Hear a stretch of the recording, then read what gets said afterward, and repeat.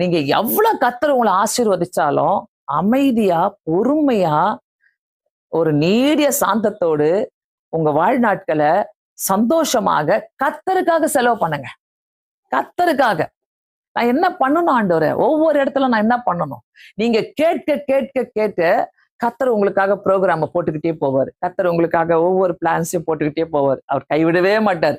நம்மலாம் என்ன பண்றோம்? சிலர்லாம் என்ன பண்றீங்க? அவ்வளவுதான், சோகமா இருக்கிறியா? அந்த சோகத்தை நிறைய பேருக்கு சோகம் நான் ரொம்ப இஷ்டமா பாக்குறேன் நான்.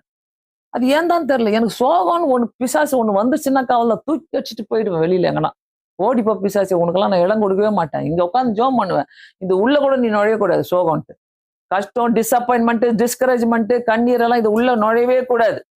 சொல்லிட்டே இருப்பேன். இங்க உட்காந்து காலையில ஒரு போடு போட்டு ஜோம் பண்ணுவேன். ஆண்டவரே எதுவுமே இந்த வீட்டுக்குள்ள வரக்கூடாது. ஆமென். அல்லேலூயா. கண்டிப்பா சொல்றேன்.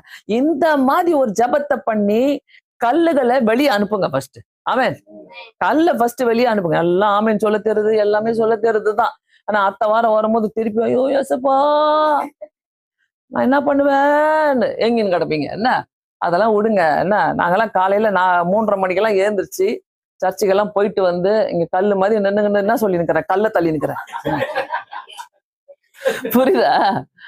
3:30 மணிக்கெல்லாம் ஏஞ்சி எல்லாம் சர்ச்செல்லாம் முடிச்சுட்டு வந்துட்டு கிட்டத்தட்ட ஒரு 1000 பேருக்கு மேல இருக்கும். ராபோஜனம் எல்லாம் கொடுத்துட்டு இங்க வந்து நாங்க என்ன பண்ணிருக்கிறோம்?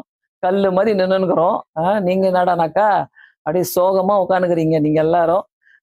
கண்டிப்பா கர்த்தர் நம்ம மத்தியில இருக்கிற தேவனா இருக்கிறார். கவலைப்படாதீங்க, கஷ்டப்படாதீங்க. கல்ல நான் தள்ளுவேன். அவன் இந்த ஈஸ்டருக்கு கர்த்தருடைய உயிர்த்தெழுதல் நாளுக்கு என்ன முடிவு எடுக்கிறீங்க?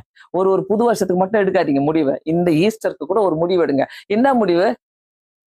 அவ்வளவுதான். கிருபாபர் கல்ல தள்ளுறதுல ரெடி ஆகுது. என்ன கல்ல தள்ளி விட்டுறணும். ஆமென். உள்ளுக்குள்ளே கல்லு நிறைய வச்சிருந்தா தள்ள முடியுமா?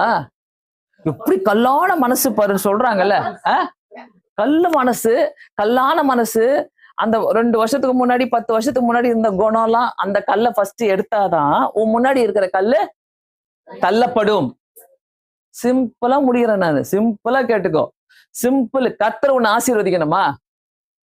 ஆமால. ஆமால. எத்தனை பேரு ஒரு முடிவு எடுக்கிறீங்க? கர்த்தர் வந்து என்ன ஒவ்வொரு நாளும் என் வாழ்க்கையில வந்து பண கஷ்டமே வரக்கூடாது. நான் நல்ல செல்வந்தனா ஆகணும். நான் நல்லா இருக்கணும் ஆண்டவரே. எனக்கு பண கஷ்டங்கள்லாம் வரக்கூடாது. என் கையில நிறைய பணங்கள் இருக்கணும், நல்லா இருக்கணும். அப்ப என்ன பண்ணணும்?